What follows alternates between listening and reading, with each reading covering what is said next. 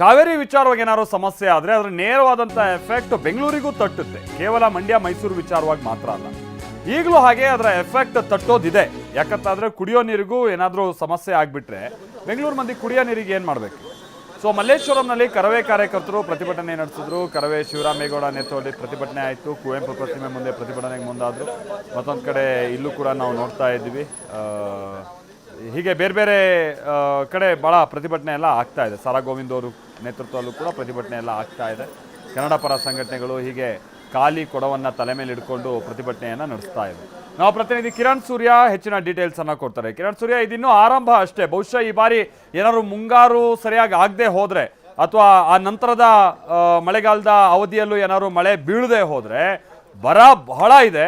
ಬೆಂಗಳೂರಿನ ಮಂದಿ ಕುಡಿಯೋಕ್ಕೂ ಕೂಡ ಸಮಸ್ಯೆ ಉಂಟಾಗುತ್ತೆ, ಕುಡಿಯೋ ನೀರಿಗೆ ಅನ್ನುವಂಥದ್ದು ಈಗ ಆಲ್ರೆಡಿ ತಜ್ಞರು ಹೇಳಿರುವಂಥ ಮಾತು. ಇದರ ನಡುವೆ ಈಗ ತಮಿಳುನಾಡಿಗೆ ನೀರು ಬಿಡಬೇಕು ಅನ್ನುವಂಥ ಆದೇಶ ಇದೆಯಲ್ಲ, ಇದು ಕನ್ನಡ ಪರ ಸಂಘಟನೆಗಳಾಗಿರ್ಬೋದು ಅಥವಾ ಬೆಂಗಳೂರಿನಲ್ಲಿರುವಂಥ ಈ ರೀತಿಯಂಥ ನೀರಾವರಿಗೆ ಸಂಬಂಧಪಟ್ಟಾಗಿನ ತಜ್ಞರು ಇವರೆಲ್ಲ ಏನು ಹೇಳ್ತಾ ಇದ್ದಾರೆ? ಮುಂದೆ ಆಗ್ಬೋದಾ ಅಂತ ಸಂಕಷ್ಟದ ದಿನಗಳನ್ನು ಎದುರಿಸಬೇಕಂತ ನಿಟ್ಟಲ್ಲಿ ಮಾನಸಿಕವಾಗೂ ಸಿದ್ಧ ಆಗಬೇಕಾಗಿದೆ, ಕಾನೂನಾತ್ಮಕ ಹೋರಾಟ ಕೂಡ ನಡೆಸಬೇಕಾಗಿದೆ. ಏನು ಹೇಳ್ತಾರೆ ಇವರೆಲ್ಲ ಅಂತ? ಅಣ್ಣ ಒಂಚೂರು ಮೊಬೈಲರು ಸಂಪರ್ಕ ಸಾಧ್ಯ ಆಗ್ತಾ ಇಲ್ಲ. ಮತ್ತೆ ನಾವು ನಮ್ಮ ಪ್ರತಿನಿಧಿ ಕಿರಣನ್ನ ಸಂಪರ್ಕ ಮಾಡೋಣ. ನಾವಿಲ್ಲಿ ನೋಡ್ತಾ ಇದೀವಲ್ಲ, ಸಾರಾ ಗೋವಿಂದು ಸೇರಿದ ಹಾಗೆ ಕನ್ನಡ ಪರ ಸಂಘಟನೆಗಳೆಲ್ಲ ಸದಸ್ಯರುಗಳೆಲ್ಲ ಈಗ ಆಲ್ರೆಡಿ ಬೆಂಗಳೂರಿನ ಬೀದಿಗಿಳಿಯೋದಕ್ಕೆ ಶುರು ಮಾಡಿದ್ದಾರೆ. ಮಲ್ಲೇಶ್ವರಂ ಭಾಗದಲ್ಲಿ ಹೀಗೆ ಭಾಳ ಸಂಖ್ಯೆಯಲ್ಲಿ ಈಗ ಕನ್ನಡ ಪರ ಹೋರಾಟಗಾರರೆಲ್ಲ ಬೀದಿಗಿಳಿತಾ ಇದ್ದಾರೆ. ಆಮೇಲೆ ಇದೆಲ್ಲ ನಾನು ಮೊದಲೇ ಹೇಳಿದಾಗೆ ಆರಂಭ. ಇನ್ನು ಮುಂದಿನ ದಿನಗಳು ಇನ್ನೂ ಭಾಳ ಕಷ್ಟಕರವಾಗಿದೆ. ಇಂಥ ಪ್ರತಿಭಟನೆಗಳು ಮತ್ತೊಂದು ಇದೆಲ್ಲ ಬಹಳ ದೊಡ್ಡ ಮಟ್ಟದಲ್ಲಿ ಆದರೂ ಕೂಡ ಆಶ್ಚರ್ಯ ಇಲ್ಲ. ಇದರಿಂದ ಏನು ಉಪಯೋಗ ಇಲ್ಲ, ಅದು 200%. ಬಟ್ ಏನು ಅಂದರೆ ಸರ್ಕಾರದ ಮೇಲೆ ಒತ್ತಡ ಹಾಕುವಂಥ ನಿಟ್ಟಿನಲ್ಲಿ ಇದೆಲ್ಲ ಭಾಳ ಅನುಕೂಲ ಆಗುತ್ತೆ ಕೂಡ. ಅದನ್ನು ನಾವಿಲ್ಲಿ ವಾಸ್ತವವನ್ನು ನಾವು ನೋಡಬೇಕಾಗುತ್ತೆ. ಕಿರಣ್ ನಮ್ಮ ಜೊತೆಗೆ ಸಂಪರ್ಕದಲ್ಲಿದ್ದಾರೆ. Kiran, over to you. So ಇವರೆಲ್ಲ ಈಗ ಬೀದಿಗಿಳಿಯುವಂಥದ್ದೆಲ್ಲ ಗಮನಿಸ್ತಾ ಇದ್ವಿ. ಬಹುಶಃ ಇದಿನ್ನೂ ಆರಂಭ. ಮುಂದಿನ ದಿನಮಾನಗಳಲ್ಲಿ ಈ ಪ್ರತಿಭಟನೆ ಮತ್ತೊಂದು ಇದೇನಾದ್ರು ಸರ್ಕಾರ ನೀರು ಬಿಡುವಂಥ ನಿರ್ಧಾರಕ್ಕೆ ಬಂದರೆ ದೊಡ್ಡ ರೂಪ ಪಡಿಬೋದು ಅಂತ ಕಾಣಿಸುತ್ತೆ. ಅದು ಮಲ್ತೆ ತಮಿಳುನಾಡಿಗೆ ಯಾವುದೇ ಕಾರಣಕ್ಕೂ ಕೂಡ ಕರ್ನಾಟಕದಿಂದ ನೀರು ಬಿಡಬಾರದು ಅಂತೇಳಿ ಇವತ್ತು ಬೆಳಗಿನಿಂದಲೇ ಕನ್ನಡ ಪರ ಹೋರಾಟಗಾರರು ತುಂಬ ದೊಡ್ಡ ಮಟ್ಟದಲ್ಲಿ ತಮ್ಮ ಆಕ್ರೋಶ ವ್ಯಕ್ತಪಡಿಸ್ತಿರುವಂಥದ್ದು.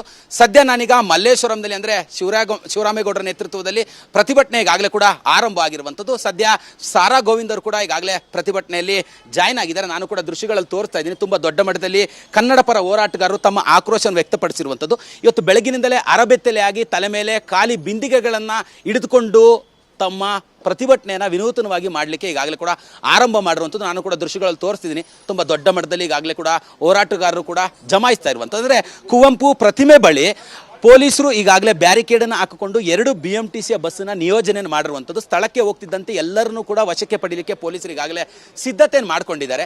ಈ ನಿಟ್ಟಿನಲ್ಲಿ ಈಗಾಗಲೇ ಅಕ್ಕಪಕ್ಕದ ರಸ್ತೆಗಳಲ್ಲಿ ಪ್ರತಿಭಟನಾಕಾರರು ಕೂಡ ಜಮಾಯಿಸ್ತಾ ಇರುವಂಥದ್ದು. ಪ್ರತಿಭಟನಾಕಾರರು ಕೂಡ ಇಲ್ಲಿಂದ ಅಲ್ಲಿವರೆಗೂ ಕೂಡ ಹೋಗುವಂತಹ ಒಂದು ಪ್ರಯತ್ನಕ್ಕೆ ಮುಂದಾಗ್ತಾ ಇರುವಂಥದ್ದು.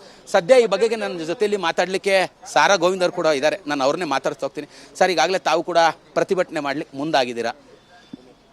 ನಿನ್ನೆ ನವದೆಹಲಿಯಲ್ಲಿ ಕಾವೇರಿ ನೀರು ನಿಯಂತ್ರಣ ಮಂಡಳಿಯ ಏನು ಅಧಿಕಾರಿಗಳಿದ್ದಾರೆ, ಒಂದು ಅವೈಜ್ಞಾನಿಕವಾದಂಥ ತೀರ್ಪನ್ನು ಕರ್ನಾಟಕದ ವಿರೋಧವಾಗಿ ಕೊಟ್ಟಿದ್ದಾರೆ. ಸುಮಾರು 2 ತಿಂಗಳಾಯಿತು ಮುಂಗಾರು ಮಳೆ ಪ್ರಾರಂಭ ಆಗಿ. ಇಲ್ಲಿವರೆಗೂ KRS ಡ್ಯಾಮು ಒಂದು ಹನಿ ನೀರು ಬಂದಿಲ್ಲ. ಇವತ್ತು ಕುಡಿಯೋ ನೀರಿಗೆ ಜನ ಹಾಹಾಕಾರ ಪಡ್ತಾ ಇದ್ದಾರೆ. ಜಾನುವಾರುಗಳಿಗೆ ನೀರಿಲ್ಲ, ವ್ಯವಸಾಯಕ್ಕೆ ನೀರಿಲ್ಲ. ಈ ಸಂದರ್ಭದಲ್ಲಿ ದಿನ 3500 ಕ್ಯೂಸೆಕ್ಸ್ ನೀರನ್ನು 15 ದಿನ ಬಿಡಬೇಕು ಅಂತ ಹೇಳಿದ್ರೆ ಸುಮಾರು 4.25 TMC ನೀರಾಗುತ್ತೆ. ಇದನ್ನು ಎಲ್ಲಿಂದ ತರಬೇಕು ನಾವು? ಅವೈಜ್ಞಾನಿಕವಾದಂಥ ತೀರ್ಪನ್ನು ಕೊಟ್ಟು ಅಲ್ಲಿಯ ಕೇಂದ್ರ ಸರ್ಕಾರ ಕರ್ನಾಟಕಕ್ಕೆ ಆ ಒಂದು ತಂಡವನ್ನು ಕಳಿಸಿ ಇಲ್ಲಿ ಪರಿಶೀಲನೆ ಮಾಡಿ ಅದರ ವಾಸ್ತವವನ್ನು ತಿಳ್ಕೊಂಡು ತೀರ್ಪನ್ನು ಕೊಡಬೇಕಾಗಿತ್ತು. ಏಕಾಏಕಿ ತೀರ್ಪನ್ನು ಕೊಟ್ಟಿದ್ದಾರೆ. ಇವತ್ತು ನಾವು ಯಾರೂ ಕೂಡ ಕಾವೇರಿ ಹನಿ ನೀರನ್ನು ತಮಿಳುನಾಡಿಗೆ ಬಿಡೋಕ್ಕೆ ಸಾಧ್ಯ ಇಲ್ಲ. ಇವತ್ತು ಮಂಡ್ಯ ರೈತರು ಏನು ಹೋರಾಟ ಮಾಡ್ತಾ ಇದ್ದಾರೋ ಅವರ ಪರವಾಗಿ ನಾವು ನಿಲ್ತೀವಿ. ಇಡೀ ಕರ್ನಾಟಕದ ಎಲ್ಲ ಕನ್ನಡಿಗರು ಕೂಡ ಇವತ್ತು ಎಚ್ಚೆತ್ತುಕೊಂಡು ಇವತ್ತು ಈ ಅವೈಜ್ಞಾನಿಕವಾದಂಥ ತೀರ್ಪನ್ನು ಖಂಡಿಸಬೇಕು ಅಂತ ನಾನು ಅತ್ಯಂತ ಕಳಕಳಿಯಿಂದ ಮನವಿ ಮಾಡ್ತೀನಿ. ಕರವೇ ರಾಜ್ಯಾಧ್ಯಕ್ಷರಾಗಿರುವಂತಹ ಶಿವರಾಮೇಗೌಡರು ಕೂಡ ಇದ್ದಾರೆ. ಶಿವರಾಮೇಗೌಡ್ರೆ, ತಾವು ಕೂಡ ಇವತ್ತು ಪ್ರತಿಭಟನೆಗೆ ಮುಂದಾಗಿದ್ದಾರೆ. ಇದು ಎಷ್ಟರ ಮಟ್ಟಿಗೆ ಸರಿ ಅಂತ ನೋಡಿ, ಎಲ್ಲೋ ಒಂದು ಕಡೆ ಹಿಂದೆಯಿಂದನೂ ಕಾವೇರಿ ನ್ಯಾಯ ಮಂಡಳಿ ಒಂದಲ್ಲ ಒಂದು ರೀತಿಯಲ್ಲಿ ಕರ್ನಾಟಕಕ್ಕೆ ಕಿರುಕುಳ ಕೊಟ್ಟಿದೆ. ಉದ್ದೇಶ ಇಷ್ಟೇ, ವಾಸ್ತವ ಸ್ಥಿತಿಯನ್ನು ಅರಿದಲೆ ಅವೈಜ್ಞಾನಿಕ ಕೊಟ್ಟ ತೀರ್ಪನ್ನು ಕನ್ನಡಿಗರು, ಕರ್ನಾಟಕದ ರೈತರು ಖಂಡಿಸ್ತೀವಿ. ಇದು ತಮಿಳುನಾಡಿನ ಕುತಂತ್ರವನ್ನು ನಮ್ಗೆ ಎದ್ದು ಕಾಣುತ್ತೆ. ಯಾವಾಗಲೂ ಸಹ ತಮಿಳುನಾಡು ಒಂದು ರೀತಿ ಒಳಲಾಭಿ ಮಾಡಿಕೊಂಡು ನಮ್ಗೆ ಅನ್ಯಾಯವನ್ನು ಮಾಡ್ತಾ ಇದೆ. ಸರ್ಕಾರ, ಕರ್ನಾಟಕ ಸರ್ಕಾರ ಪ್ರಾದೇಶಿಕ ಇಚ್ಛೆಗೆ ಗೌರವ ಕೊಟ್ಟು ನಮ್ಮ ರೈತರ ಹಿತಾಸಕ್ತಿನ ಕಾಪಾಡಬೇಕು ಅಂತೇಳಿ ನಾನು ಓತಾಡ್ತೀನಿ. ಅಂದ್ರೆ ಈಗ ಪ್ರತಿದಿನವೂ ಕೂಡ ಈಗ 4 TMC ಅಷ್ಟು ಈಗಾಗಲೇ ನೀರು ಬಿಡಬೇಕು ಅಂತ ಹೇಳಿರುವಂತದ್ದು ಎಷ್ಟು ಮಟ್ಟಿಗೆ ಸರಿ ಅಂತ ಹೇಳಿ ನಾವು ನಮ್ಮ ರೈತರಿಗೆ ಅನ್ಯಾಯ ಆಗೋದನ್ನ ಈಗಾಗಲೇ ಕೂಡ ಪ್ರತಿಭಟನಾಕಾರರು ತಮ್ಮ ಆಕ್ರೋಶವನ್ನ ವ್ಯಕ್ತಪಡಿಸಲಿಕ್ಕೆ ಮುಂದಾಗಿರುವಂತದ್ದು ನಾನು ಕೂಡ ದೃಶ್ಯಗಳಲ್ಲಿ ತೋರಿಸ್ತಾ ಇದ್ದೆ. ಅರಬೆತ್ತಲೆಯಾಗಿ ತಲೆ ಮೇಲೆ ಬಿಂದಿಗೆಗಳನ್ನ ಹಿಡಿದು ಈಗಾಗಲೇ ಪ್ರತಿಭಟನಾಕಾರರು ತಮ್ಮ ಆಕ್ರೋಶವನ್ನ ವ್ಯಕ್ತಪಡಿಸ್ತಾ ಇರುವಂತದ್ದು. ಸದ್ಯ ದೃಶ್ಯಗಳಲ್ಲಿ ಈಗಾಗಲೇ ಕೂಡ ಪ್ರತಿಭಟನಾಕಾರರು ಒಂದು ಓಕೆ, ಹೀಗೆ 4.5 TMC ಅಷ್ಟು ನೀರೆಲ್ಲ ಬಿಡಕ್ಕೆ ಸಾಧ್ಯನೇ ಇಲ್ಲ ಅನ್ನೋಂಥದ್ದು, ಹನಿ ನೀರು ಬಿಡಕ್ಕೆ ಸಾಧ್ಯ ಇಲ್ಲ ಅನ್ನೋದು, ಮತ್ತು CWRCಗೆ ಸಂಬಂಧಪಟ್ಟಂಗೆ ಯಾವಾಗಲೂ ಕೂಡ ಇದೇ ರೀತಿಯಾಗಿ ಸಮಸ್ಯೆ ಆಗ್ತಾ ಇದೆ ಅಂತ ಹೇಳ್ಕೊಂಡು ಕನ್ನಡ ಪರ ಸಂಘಟನೆ ಸದಸ್ಯರುಗಳೆಲ್ಲ ಆರೋಪ ಮಾಡ್ತಾ ಇದ್ದಾರೆ.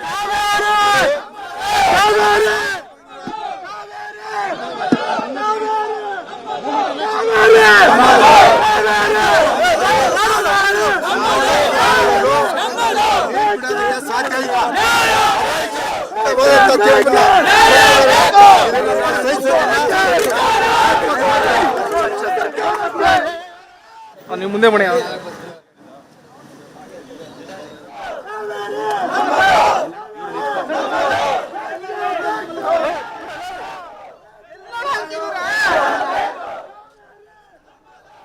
ಹೀಗೆ ಅರೆಬೆತ್ತಲೆಯಾಗಿ ಪ್ರತಿಭಟನೆ ನಡೆಸ್ತಾ ಇದ್ದಾರೆ. ಆಮೇಲೆ ಇನ್ನೊಂದು ವಿಚಾರ ಅಂತಂದ್ರೆ ಇದೇನು ಹೊಸ್ತಲ್ಲ, ಈ ಥರದ ನೂರಾರು ಪ್ರತಿಭಟನೆಗಳು ಕಾವೇರಿ ವಿಚಾರವಾಗಿ ಆಗಿದೆ. 1990, 91, 92ರ ಸಂದರ್ಭದಲ್ಲಂತೂ ಬಹಳ ದೊಡ್ಡ ಮಟ್ಟದ ಹೋರಾಟ, ಅದು ಭಾಷೆಗೆ ಸಂಬಂಧಪಟ್ಟ ಹಾಗೇನೂ ಕೂಡ ಈ ಎರಡು ಭಾಷೆಗಳ ನಡುವೆ, ಭಾಷಿಕರ ನಡುವೆ ಕಂದಕ ಉಂಟಾದಂಥದ್ದನ್ನು ಕೂಡ ನಾವು ನೋಡಿದ್ದೀವಿ ಬೆಂಗಳೂರಿನಲ್ಲಿ. ಹಾಗಾಗಿ ಅಂಥ ಸನ್ನಿವೇಶಕ್ಕೆ ಹೋಗಬಾರ್ದು ಅಂತ ಅಂದರೆ ವಾಸ್ತವ ಸ್ಥಿತಿ ಏನಿದೆ ಅನ್ನುವಂಥದ್ದನ್ನು ಅರ್ಥಕೊಂಡು ಇವರು ತಮ್ಮ ಆದೇಶವನ್ನು ಕೊಡಬೇಕು. ಆಮೇಲೆ ಕರ್ನಾಟಕವೂ ಕೂಡ ಅಷ್ಟೇ, ವಾಸ್ತವ ಸ್ಥಿತಿ ಏನಿದೆ ಅನ್ನುವಂಥದ್ದನ್ನು ಕ್ಲಿಯರ್ ಆಗಿ ಅಲ್ಲಿ ಪ್ರೆಸೆಂಟ್ ಮಾಡುವಂಥ ಕೆಲಸ ಆಗಬೇಕು.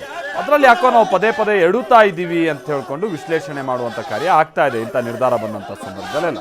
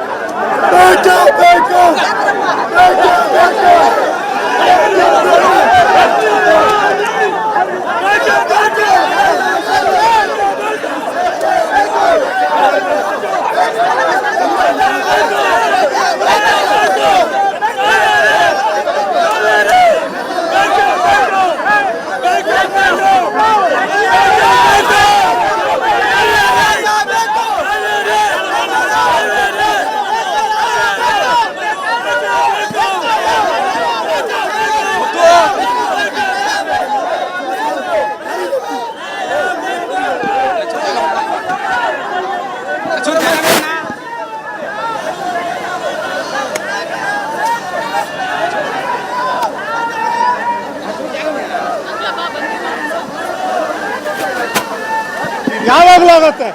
ರಾಜ್ಯ ಸರ್ಕಾರ ಸಮಗ್ರವಾಗಿ ವಾದ ಮಾಡಬೇಕು, ಸರಿಯಾದ ನ್ಯಾಯಾಧೀಶ ನೀಡಬೇಕು. ಹೀಗೆ ಪ್ರತಿಭಟನಾಕಾರರನ್ನ ವಶಕ್ಕೆ ಪಡೆಯುವ ಕೆಲಸವೂ ಕೂಡ ಆಗಿದೆ. ನಾನು ಮೊದಲೇ ಹೇಳಿದಾಗೆ ಇದೆಲ್ಲ ಇನ್ನೂ ಪ್ರತಿಭಟನೆಯ ಪರ್ವದ ಆರಂಭ ಅಷ್ಟೇ. ಇನ್ನು ಮುಂದಿನ ದಿನಗಳಲ್ಲಿ ಬೇಸಿಗೆ ಬೇರೆ ಈ ಬಾರಿ ಇನ್ನು ಹೇಗಿದೆಯೋ, ಮಳೆಗಾಲದಲ್ಲಿ ಸರಿಯಾದಂಥ ಮಳೆ ಆಗ್ತಾ ಇಲ್ಲ. ಈ ಕಾರಣಕ್ಕಾಗಿ ವರ್ಷ ಪೂರ್ತಿ ಈ ರೀತಿಯಾದಂಥ ಗಲಾಟೆಗಳು, ಪ್ರತಿಭಟನೆ ಇದೊಂದು ರೀತಿ ಸಾಮಾನ್ಯ ಅನ್ನುವಂಥ ಸನ್ನಿವೇಶ ಆಗ್ಬೋದು.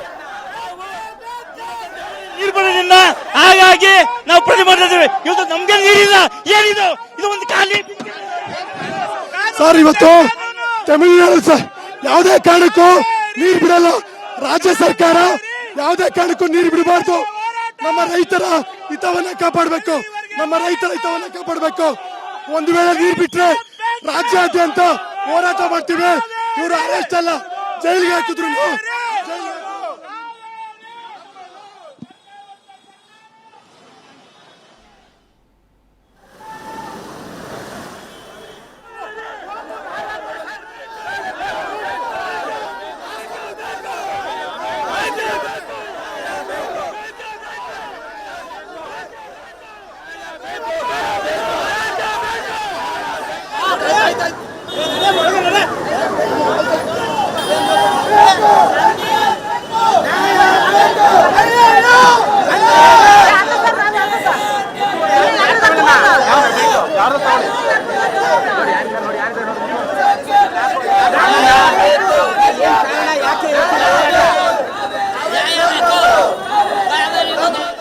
ಹೋರಾಟಕ್ಕೆ ನ್ಯಾಯ ಬೇಕು, ಬೇಕೇ ಬೇಕು.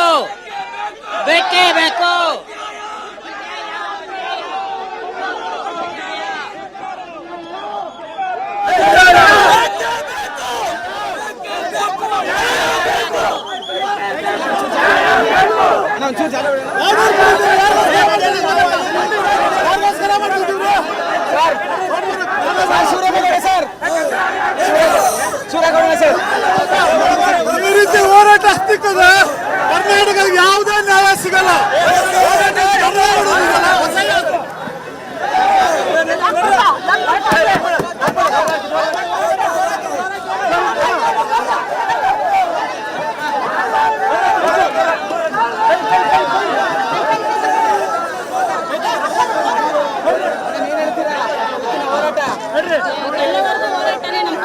ತಮಿಳ್ನಾಡು ಬಿಡಬಾರ್ದು ಅಷ್ಟೇನೇನೆ.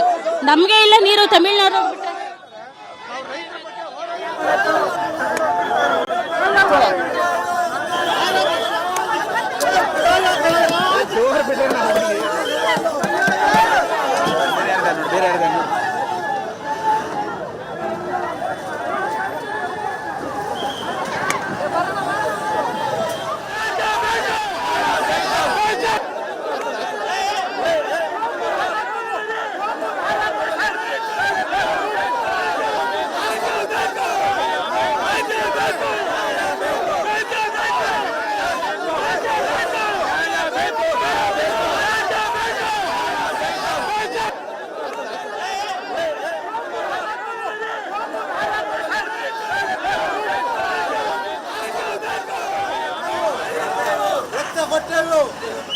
ರೈತರ ಹೋರಾಟಕ್ಕೆ